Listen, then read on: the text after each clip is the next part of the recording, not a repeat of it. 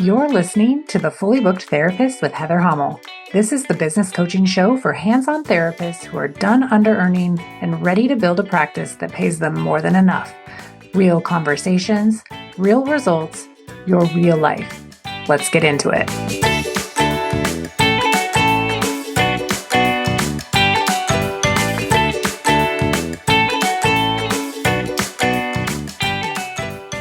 Welcome back to the Fully Booked Therapist podcast. I'm your host, Heather Hummel.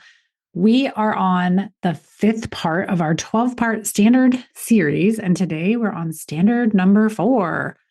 Fully booked therapists respond, they do not react. This one is a superpower, and I mean that. And I want to start by being just straightforward about this. Most of us are reacting to everything all day long. Our businesses, our clients, our kids, our spouses, our inbox, our bank account, text messages, all of it. We're moving through our days just in reaction mode, and we don't even realize it because it just feels normal. It feels like this is just how life works. But it's not the only way. And once you learn the difference between reacting and responding, you cannot unsee it. And it really, really changes everything. Let's say a client sends you a text at 7 a.m. They're canceling their appointment for today. It's late notice. It's basically a last minute cancel. Maybe it's the second time they've done it. You see the text, and before you've even had your coffee, your stomach drops. You feel irritated, maybe a little bit of panic about the hole in your schedule, and maybe some hurt that they didn't give you more notice. And then you respond from that place, from the irritation, from the panic, and from the hurt feelings. Maybe it looks like you send a message that's a little sharper than your policy actually requires, or maybe you let them off the hook entirely because you don't want to deal with the discomfort of holding your policy. Maybe it looks like spending the next 2 hours stewing about it instead of filling the spot. Or let's look at another scenario. Someone sends you a message. It's a client, a colleague, or even someone in your community, and something about it lands wrong. Your feelings are hurt. And before you have even taken a breath or thought it through or even reread it, you are typing back something equally sharp, something you might regret, something that came entirely from the feeling and not from any real decision about how you want to show up.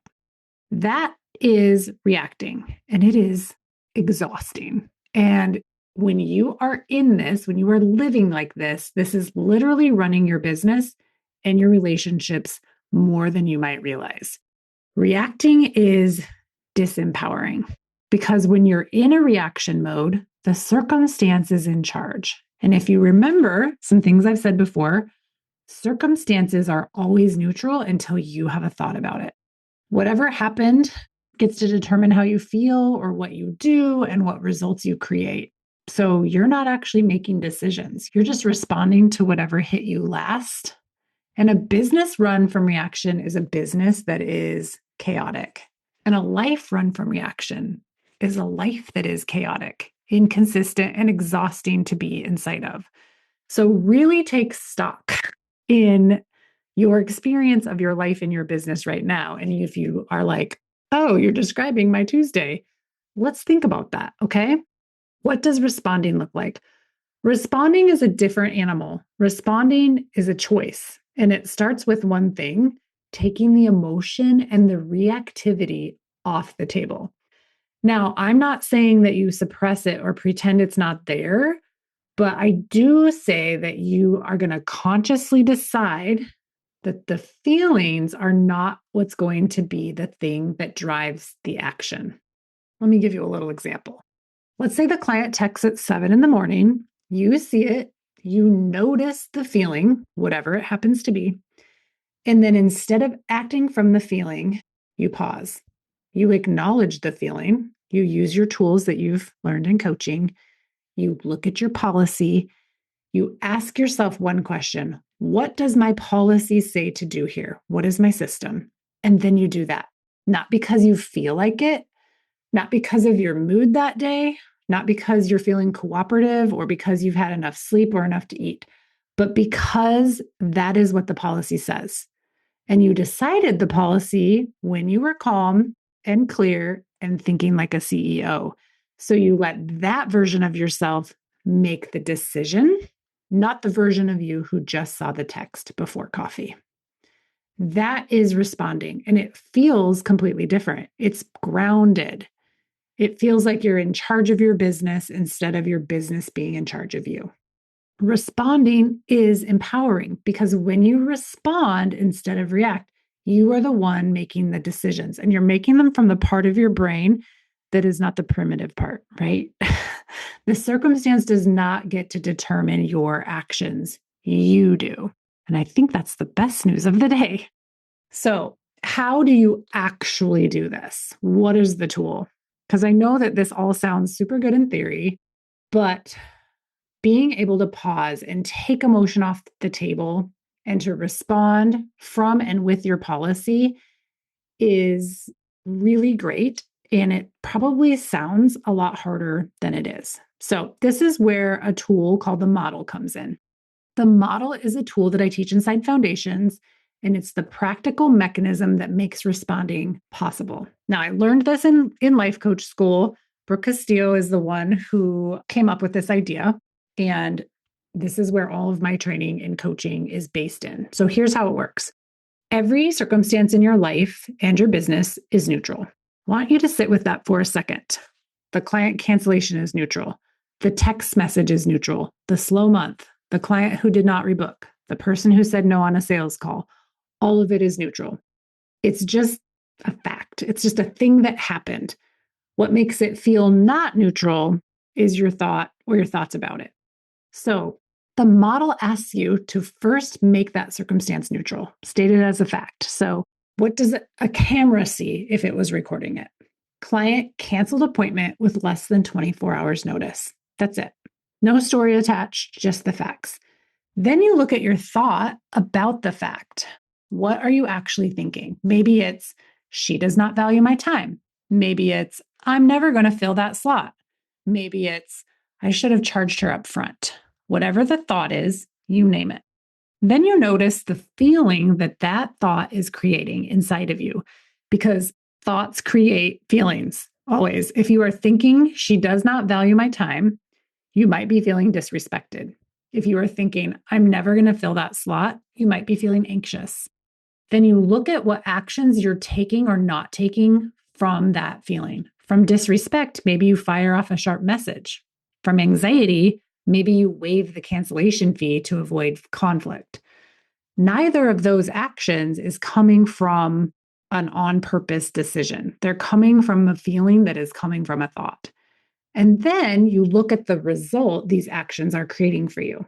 A client who does not know your boundaries, right? A policy that does not get enforced, a business that bends to whatever is happening emotionally on any given day. Now, here's where the power is. Once you can see that whole chain, you can decide if you like the result. And if you don't, you can go back to the thought and change it, which is absolutely wild, right? You can choose a thought that creates a feeling that leads to an action that produces a result that you actually want. So here's an example of that. Maybe the new thought is, I have a policy for this exact situation. That thought might create a feeling of calm or confidence. From calm, you send a clear message that references your policy. The result is a client who understands your boundaries and a business that operates consistently regardless of what you had for breakfast. That's how the model works. And it is what makes responding possible, even when reacting feels like the only option. And sometimes we just want to stick it to them, right? I don't suggest that you do that. So, why does this matter for your business? I talk a lot about building a boring and non-reactive practice. And I mean that as the highest compliment, like the highest place you can strive for in business. A boring practice is predictable. It's a practice where the same things happen the same way, regardless of what is going on emotionally that day. Policies get enforced, offers get made, appointments get booked, not because you feel like it, but because that's how you run your business. Like you've decided ahead of time, this is what you do. And here's the thing about consistency. Clients feel it. When you show up the same way every time, when your boundaries are clear and steady, when you are not a different person depending on the day, clients trust you. They feel safe, and safe clients rebook, safe clients refer, safe clients stay, and safe clients respect the policies that they know about. A reactive practice is the opposite. The policy gets enforced sometimes. The offer gets made when you're feeling confident, but not when you're not. The boundaries shift depending on who's asking and how you're feeling about yourself that week. And clients feel that too, even if they can't name it. It creates uncertainty. And uncertain clients maybe don't rebook, but they definitely are the ones that cancel, late cancel, and no show. So responding instead of reacting is not just a mindset practice, it's a business strategy. It's how you build the kind of practice that is stable and sustainable and boring and fully booked. Before I close, I want to say one more thing about this standard because I think it's really important. Responding instead of reacting is not something you either have or you don't have.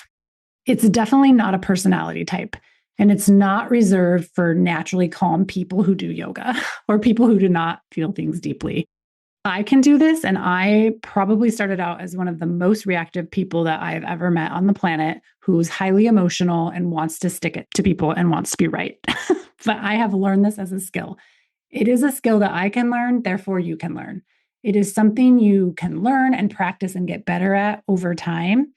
And like every skill, it just requires repetition. It requires you to catch yourself in the middle of a reaction and make a different choice. You don't have to do it perfectly. You don't have to get it right. But more and more as you practice, it will become easier and easier. The model is a tool. The standards are the compass, and the practice is what builds the muscle. This is exactly why this work happens inside a coaching container and not just by reading about it, because you need someone to ask you the questions when you're in the middle of a reaction and you can't see your own thinking clearly. You need a place to bring the cancellation policy, the difficult client, the slow month, and to work through it with someone who can help you find the thought and choose a better one.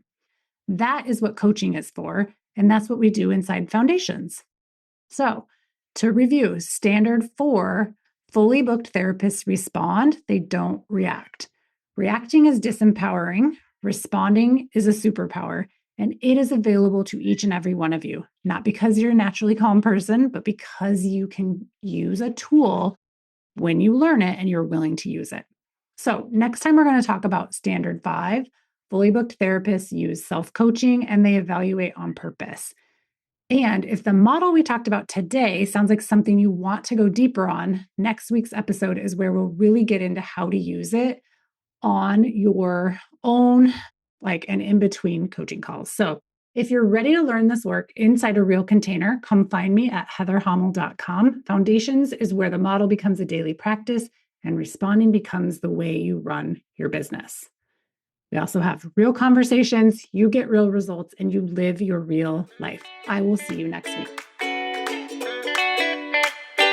Thanks for spending this time with me today. If you're a hands-on therapist who is ready to get fully booked and build a practice that actually pays you, I want to help you do that. Head over to heatherhommel.com to find out how we can work together. And if you loved this episode, please share it with someone who needs it. See you next week.